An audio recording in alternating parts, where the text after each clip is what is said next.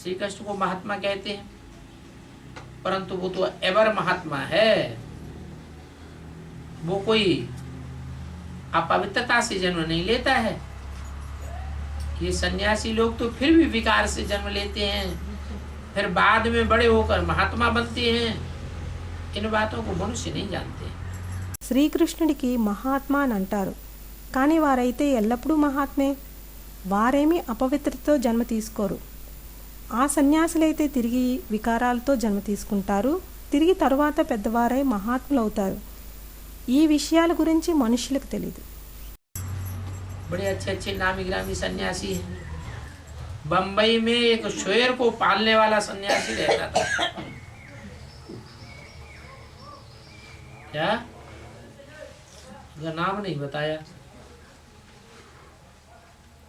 वो है एक बार शिमला में भी शेर को ले गया, परंतु भले शेर को पालता था लेकिन था महान व्यभिचारी। మంచి మంచి పెద్ద పేరు ప్రఖ్యాత సన్యాసులున్నారు. బొంబాయిలో ఒక సింహాన్ని పాలించే సన్యాసి ఉండేవారు. ఏమిటి, వారి పేరు చెప్పలేదు. వారు ఒకసారి సిమ్లాకి కూడా సింహాన్ని తీసుకుని వెళ్ళారు. కానీ భలే సింహాన్ని పాలన చేశారు, కానీ మహాన్ వ్యభిచారి అయ్యారు. फिर शादी करके बच्चे आदि भी पैदा कर लिए। शुरू में उनके पास बहुत बड़े बड़े आदमी जाते थे। ऐसे ऐसे सन्यासियों के लाखों फॉलोअर्स बन जाते हैं, कितना नाम वाला हो जाता है। పెళ్లి చేసుకుని పిల్లలకి జన్మనిచ్చారు. మొదట్లో వారి దగ్గరికి చాలా పెద్ద పెద్దవారు వెళ్ళేవారు. అలాంటి సన్యాసులకు లక్షల కొలది ఫాలోవర్స్ తయారైపోతారు. ఎంతగా పేరు ప్రఖ్యాత అవుతుంది. अब तुम तो कोई के अंधश्रद्धालु फॉलोअर्स नहीं बनते हो। फॉलोअर नाम तो ठहरता भी नहीं है। कहाँ कहाँ वो सन्यासी, कहाँ वो गृहस्थी टट्टू, फॉलो करते कहाँ हैं। सन्यासी तो जाकर के कफनी पहनते। ఇప్పుడు మీరు ఎవరికి అంధశ్రద్ధాపూర్వకంగా ఫాలోవర్స్గా అవ్వరు. శిష్యుడు అనే పేరు కూడా ఆగదు. ఎక్కడ ఆ సన్యాసు, ఎక్కడ గృహస్థి పుట్టిగుర్రాలు, ఎక్కడ ఫాలో చేస్తారు? సన్యాసులు వెళ్ళి కాషాయ వస్త్రాలు ధరిస్తారు. उनके चेले, उनके फॉलोअर्स कफनी पहनते हैं क्या? लंगोटी पहने तो फॉलोअर कहे जाए, तो ये फॉलोअर नाम नहीं ठहरता। వారి శిష్యులు వారిని ఫాలో చేసేవారు కాషాయ వస్త్రాలు వేసుకుంటారా ఏమిటి? లంగోటి వేసుకుంటే ఫాలోవర్స్ అని అంటారు. అయితే ఈ ఫాలోవర్ అనే పేరు నిలకడగా ఉండదు. फॉलोअर को तो फिर पूरा फॉलो करना चाहिए। तुम तो सच्चे सच्चे फॉलोअर। क्यों? तुम शिव बाबा को फॉलो करते हो। ఫాలోవర్కి పూర్తిగా తిరిగి ఫాలో చేయాల్సి వస్తుంది. మీరయ్యారు సత్యమైన ఫాలోవర్స్. ఎందుకనగా మీరు శివబాబాను ఫాలో చేస్తారు. तो तुम प्रैक्टिस करते करते क्या बन जाएंगे? शिव बाबा बिंदु आत्मा, तो तुम भी अंत में क्या बन जाएंगे?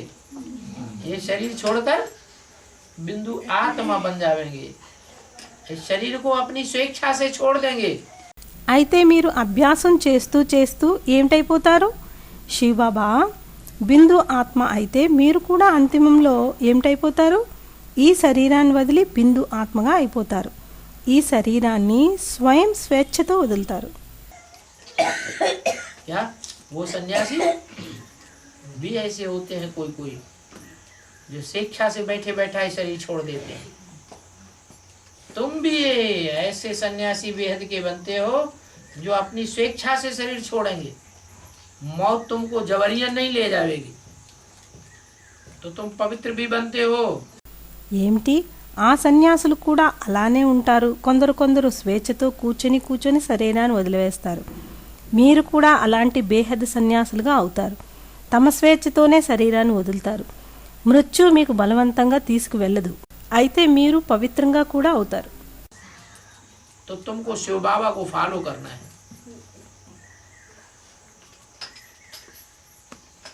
शिव बाबा कब कहा जाता है? बाबा कहा जाता है शरीरधारी को, और शिव कहा जाता है ज्योति बिंदु को। वो ज्योति बिंदु शिव किसी शरीरधारी में प्रवेश करता है, जिसका नाम संसार में शंकर के नाम से प्रसिद्ध होता है। అయితే మీరు శివబాబాని ఫాలో చెయ్యాలి. శివబాబా అని ఎప్పుడు అంటారు? బాబా అని శరీరధారికి అంటారు, మరియు శివ అని అంటారు జ్యోతిర్బిందుకి. ఆ జ్యోతిర్బిందు శివుడు ఏ శరీరధారిలో ప్రవేశిస్తారో వారి పేరు ప్రపంచంలో శంకరుడు అనే పేరుతో ప్రసిద్ధవుతుంది. तो शिव उसमें प्रवेश करता है तो शिव बाबा कहा जाता है। बाद में लोग कहने लगते हैं शिव शंकर भोलेनाथ। అయితే శివుడు వారిలో ప్రవేశిస్తారు కనుక శివబాబా అని అనబడతారు. తరువాత మనుష్యులు అంటారు శివశంకర భోలేనాథుడు అని. शिव का नाम किससे जोड़ दिया जाता है? शंकर के साथ जोड़ दिया जाता है। और कोई देवता के साथ जोड़ा जाता है? और कोई देवता के साथ शंकर का शिव का नाम नहीं जोड़ेंगे। శివుని పేరు ఎవరితో జోడింపబడుతుంది? శంకరుని జతలో జోడింపబడుతుంది. మరి ఇంకే దేవతతోనైనా జోడింపబడతారా? ఇంకా ఏ దేవతతోనూ శివుని పేరు జోడించరు. क्यों? क्योंकि शंकर ही एक ऐसा देवता है जो सबसे पहले आत्मिक स्थिति में स्थित हो जाता है।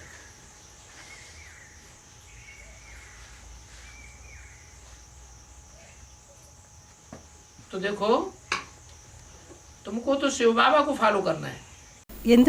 ఎందుకనగా శంకరుడే అలాంటి ఒక దేవత, అందరికన్నా మొదటే ఆత్మిక స్థితిలో స్థితి అవుతారు. అయితే చూడండి, మీకైతే శివబాబాని ఫాలో చేయాలి. शिव की बारात होती है ना, शिव की बारात माने शिव बाबा की सेना है। और शिव बाबा की कितनी बारात है बताओ? శివుని పెళ్లి ఊరేగింపు ఉంటుంది కదా, శివుని పెళ్లి ఊరేగింపు అంటే శివబాబా యొక్క సేన. శివబాబాకి ఎంతమంది సేన ఉంటుంది చెప్పండి? शिव जब वापस परमधाम अपने घर जावेंगे तो उनके पीछे पीछे कितनी बारात जावेगी? कितने मनुष्यों की बारात होगी? मनुष्यों की होगी या आत्माओं की बारात होगी? हैं? आत्माओं की बारात होगी। శివుడు ఎప్పుడు తిరిగి పరంధామం తమ ఇంటికి వెళ్తారో, అయితే అప్పుడు వారి వెనక వెనక ఎంతమంది సేన వెళ్తుంది? ఎంతమంది మనుష్యుల సేన ఉంటుంది? మనుష్యులది ఉంటుందా లేక ఆత్మల సేన ఉంటుందా? ఎవరో అన్నారు ఆత్మల సేన ఉంటుంది అని. ఆత్మల సేన ఉంటుంది. कितनी आत्माएं जावेंगी? शिव को फॉलो करने वाली कितनी आत्माएं होंगी? 4.5 लाख आत्माएं होंगी। ఎన్ని ఆత్మలు వెళ్తాయి? శివుని ఫాలో చేసే ఆత్మలు ఎన్నై ఉంటాయి? 4.5 లక్షల ఆత్మలు అవుతాయి. बस 4.5 लाख तो आत्माएं होंगी, लेकिन और भी ऐसी आत्माएं होंगी जो सजा खा करके आत्माएं बनी। क्या? बहुत बहुत सजाएं खाती है, तब उनका सूक्ष्म शरीर छूटता है, नहीं तो देहभान छूटता ही नहीं। అంతే, 4.5 లక్షల ఆత్మలే అవుతాయి. కానీ ఇక అలాంటి ఆత్మలు ఉంటాయి శిక్షలు తిని ఆత్మలుగా అవుతాయి. ఏమిటి? చాలా చాలా శిక్షలు తింటాయి. అప్పుడే వారి సూక్ష్మ శరీరం వదులుతుంది, లేదంటే దేహభానం వదలనే వదలదు. तो ये 500 450 करोड़ की बाप की बारात है, ये शंकर की बारात नहीं है, शिव की बारात है। क्यों? शंकर की बारात क्यों नहीं कह सकते हैं? अब नहीं कोई नया पुराना जवाब दे रहा है हैं?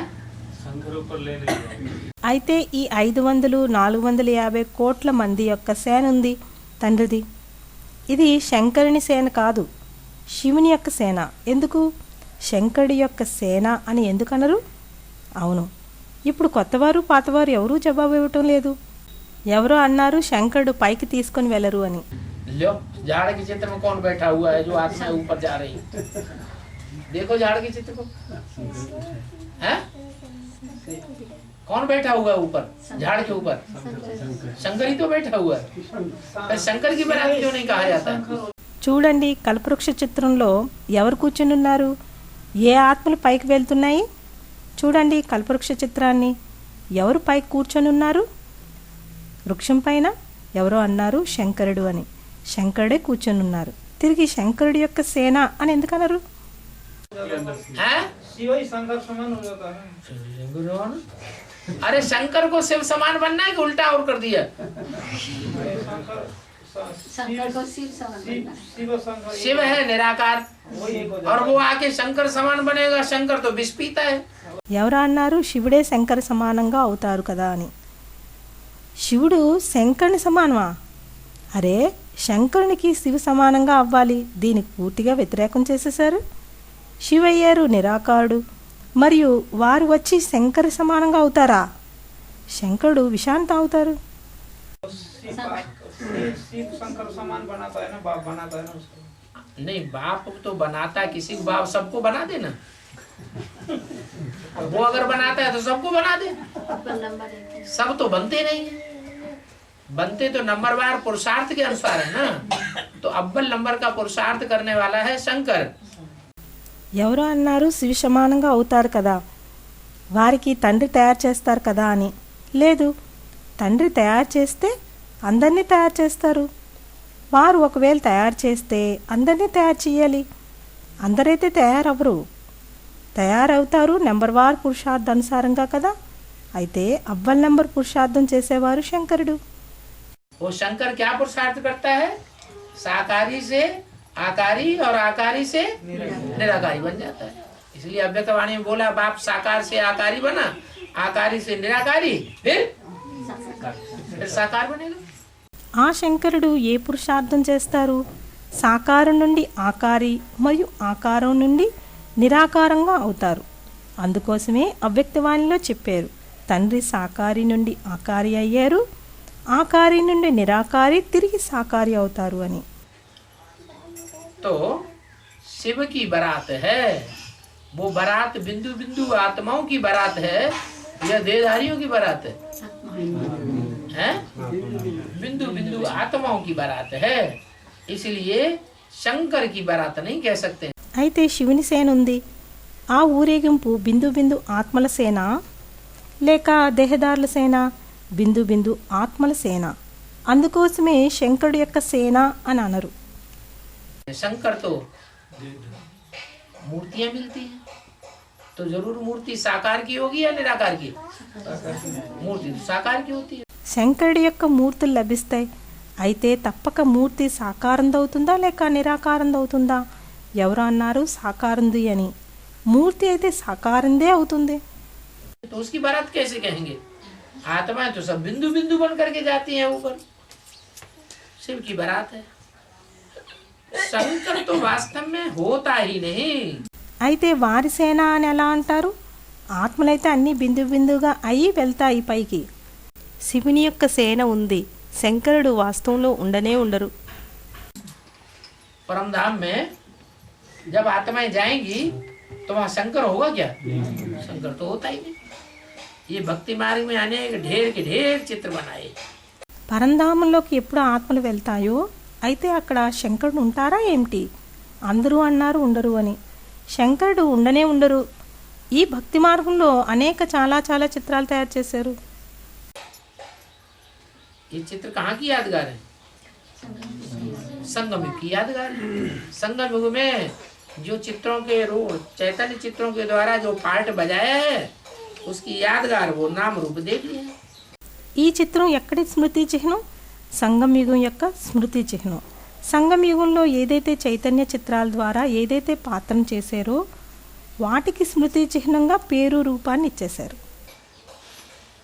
अभी सूंड वाला गणेश ऐसा कोई हो सकता है क्या? हैं? ऐसा कोई देवता हो सकता है जो सूंड वाला हो? हैं?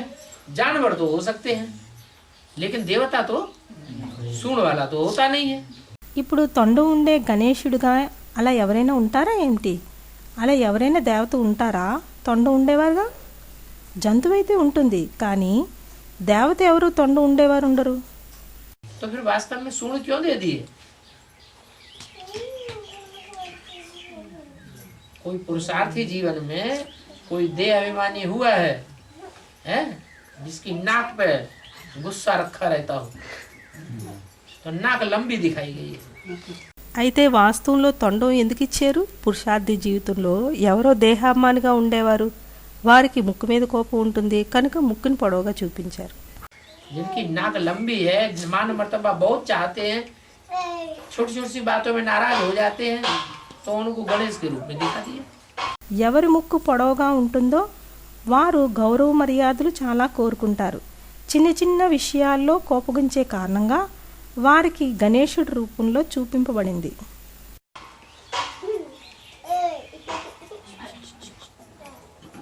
बड़े काम दिखाते हैं, इसका मतलब ज्ञान ज्यादा सुनता होगा, तो ज्यादा ज्ञान सुनने की निशानी बड़े काम दिखा दिए ना। పెద్ద చెవిని చూపిస్తారు, దీని అర్థం జ్ఞానం ఎక్కువగా వినుండొచ్చు. అయితే ఎక్కువ జ్ఞానం వినేదానికి గుర్తుగా పెద్ద చెవిని చూపిస్తారు కదా. माथा चौड़ा दिखा दिया, क्या मतलब?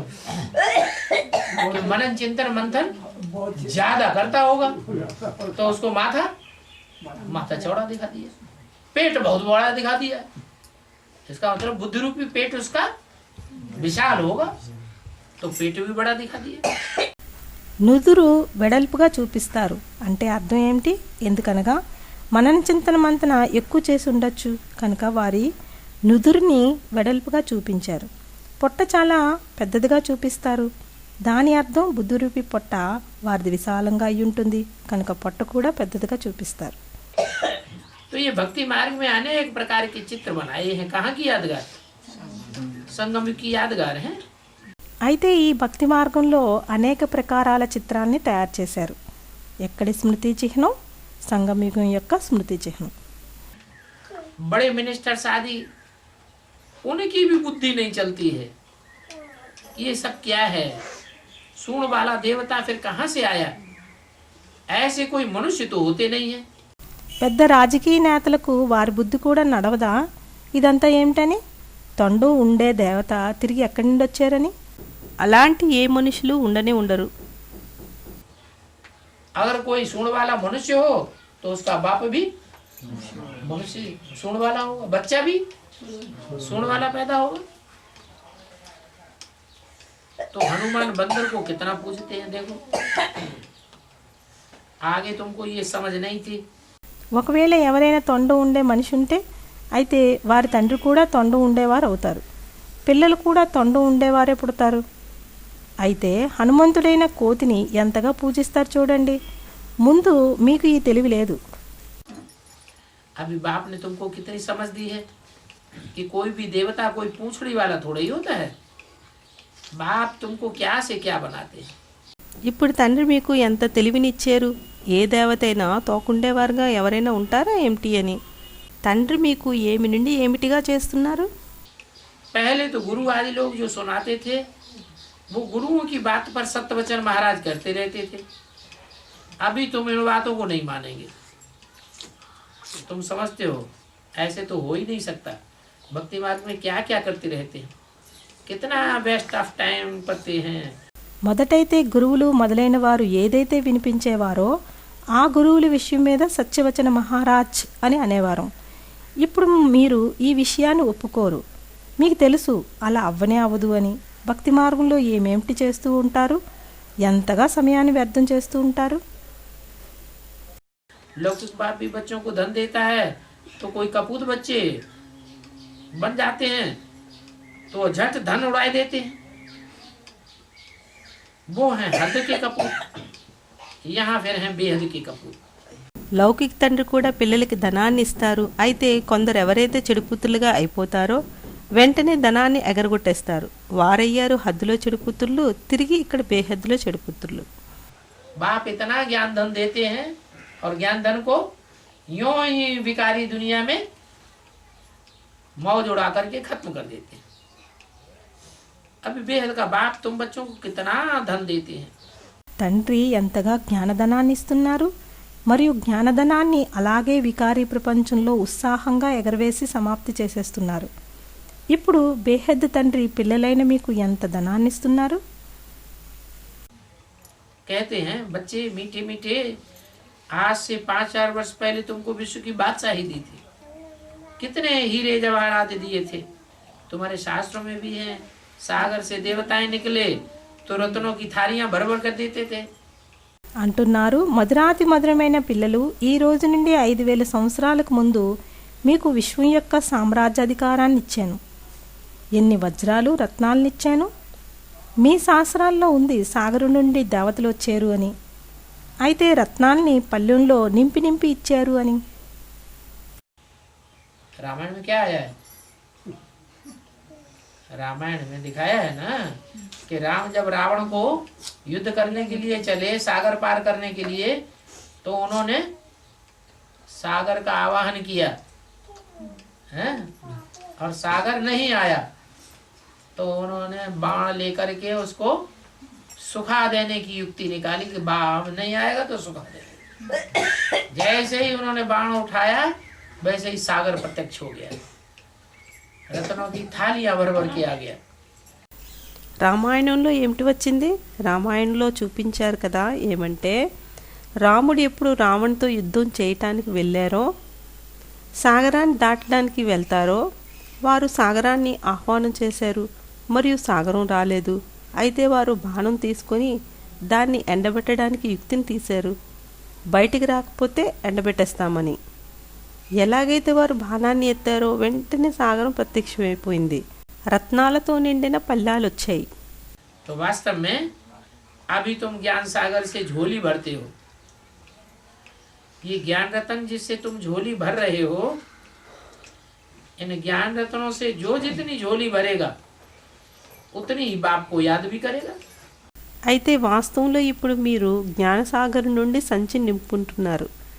ఏ జ్ఞానరత్నాలతో మీరు సంచిని నింపుతున్నారో ఆ జ్ఞానరత్నాలతో ఎవరు ఎంత సంచిని నింపుకుంటారో అంతగా తండ్రిని కూడా యాడ్ చేస్తారు.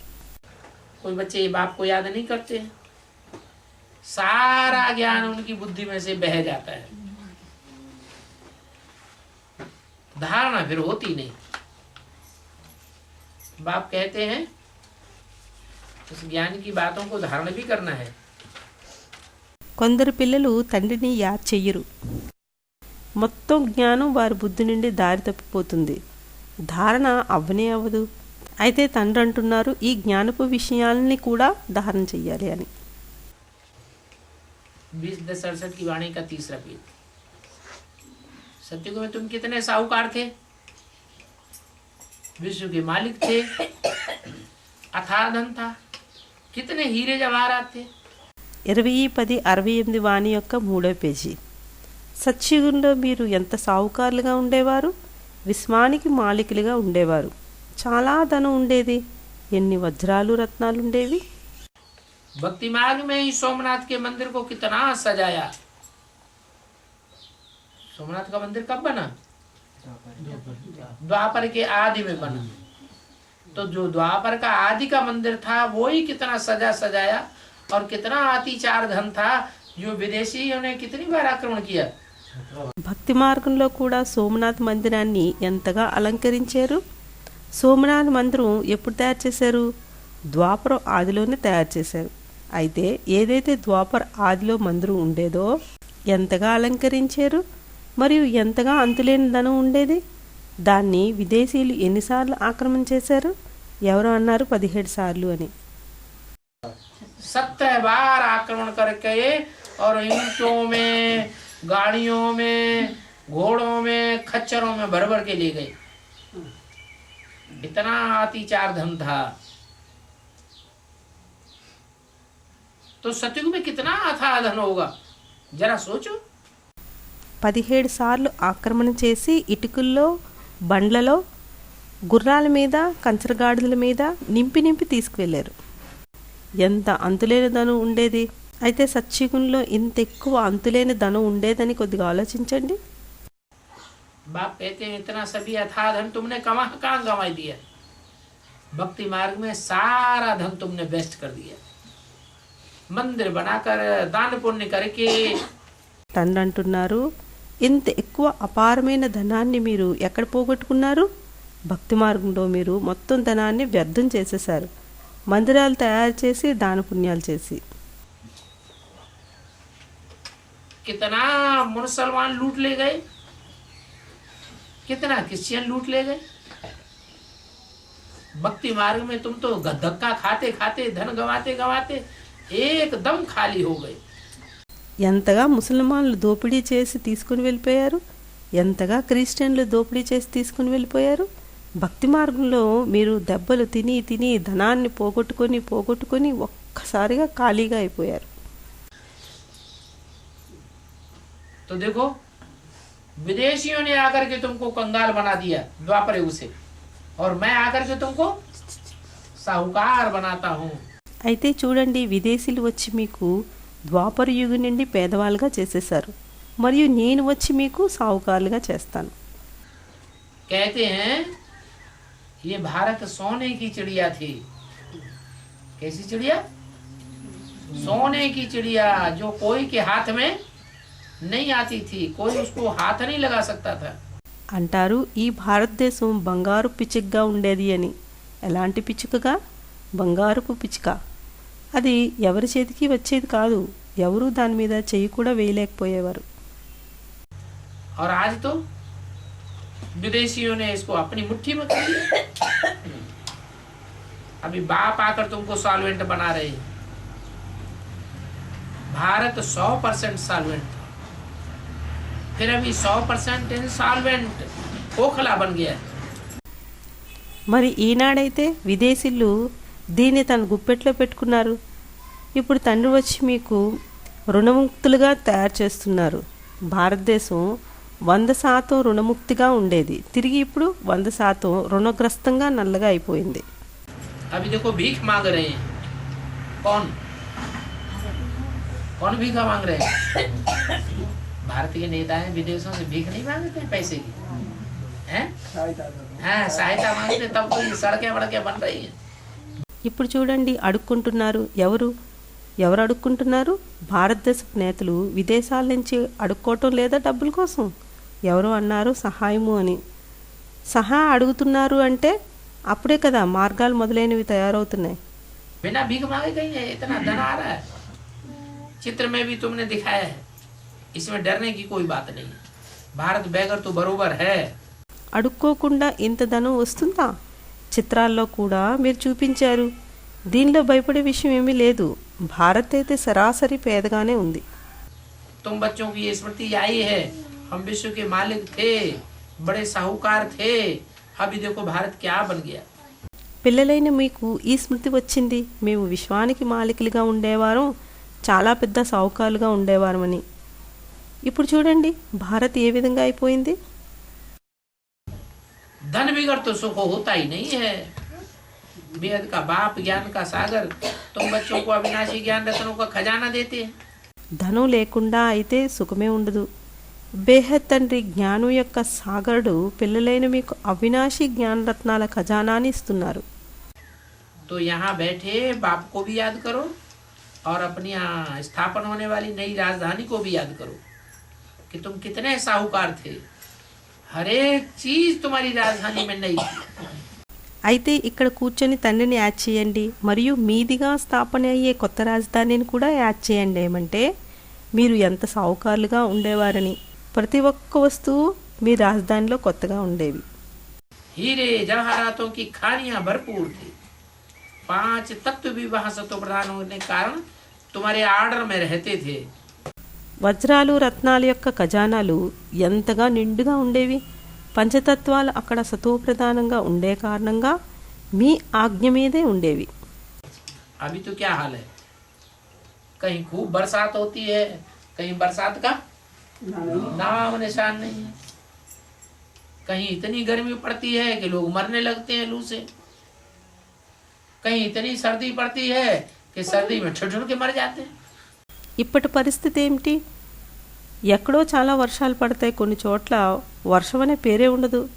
కొన్ని చోట్ల ఎంత వేడెక్కుతుందంటే చనిపోతారు వడదెబ్బతో. కొన్ని చోట్ల ఎంత మంచు పడుతుందంటే చలితో వణికి వణికి చనిపోతారు. तो 5 तत्व वहां तुम्हारे ऑर्डर में रहेंगे। 5 तत्वों की ताकत नहीं है पृथ्वी जल वायु अग्नि आकाश की जो तुम्हारी इच्छा के बगैर हरकत कर सके। అయితే పంచతత్వాలు మీ ఆర్డర్లోనే ఉంటాయి. పంచతత్వాలకి శక్తి లేదు. భూమి, జలము, వాయువు, అగ్ని, ఆకాశము మొదలైనవి ఏవైతే ఉన్నాయో వాటి కదలిక జరగాలంటే మీ ఇష్టం లేకుండా జరగదు. प्रकृति दासी बन जाती है। कब बेकायदे गर्मी बेकायदे वर्षा आदि हो ही नहीं सकेगी। नदियों की उथल पुथल भी वहां नहीं होगी। बेकायदे काम कोई भी होता नहीं। दुख की वहां रिंचक भी बात नहीं होगी। ప్రకృతి దాసి అయిపోతుంది. అప్పుడు నియమ విరుద్ధంగా వేడి, నియమ విరుద్ధంగా వర్షం మొదలైనవి అవ్వనే అవ్వవు. నదుల యొక్క క్రమభంగం కూడా అక్కడ అవ్వదు. నియమ విరుద్ధ పని ఏది కూడా ఉండదు. దుఃఖం రించక మాత్రం కూడా ఉండదు. वहां थोड़ी अगरबत्तियों आदि की दरकार होगी। जो माहौल खराब हो जाए, दुर्गंध युक्त हो जाए तो तुम्हें अगरबत्ती लगानी पड़े। वहां तो नेचुरल खुशबुएं रहती है।